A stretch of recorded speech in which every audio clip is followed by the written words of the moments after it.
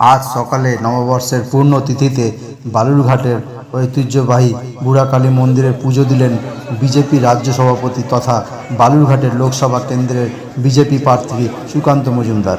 বুড়াকালী মন্দিরে পুজো দিয়ে সুকান্ত মজুমদার বলেন, আজ সকালে মায়ের চরণে পুজো দিয়ে প্রচার শুরু করলাম।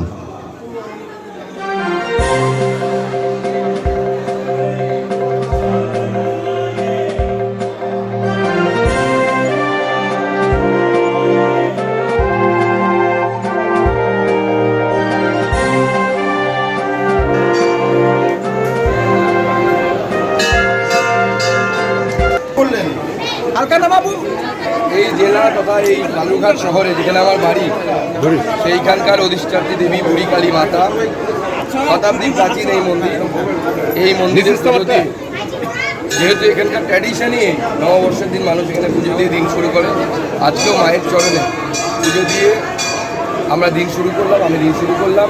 এবার প্রচারের কাজে বেরিয়ে যাব, রাজনৈতিক কর্মকাণ্ড শুরু হবে। ঈশ্বরের নাম নিয়েই রাজনীতি করতে হয়, রাজনীতি শুরু করতে হয়, যে কোনো শুভ কাজই শুরু করতে হয়।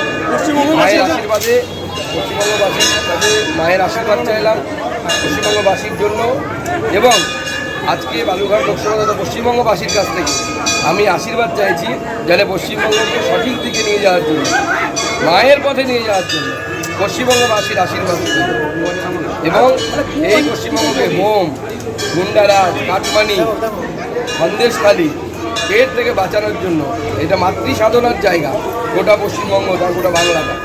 সেইখানে এখন নারীরা ভুল উল্টিত, নারীদের ইজ্জত, নারীদের সম্মান ভুল উল্টিত হচ্ছে।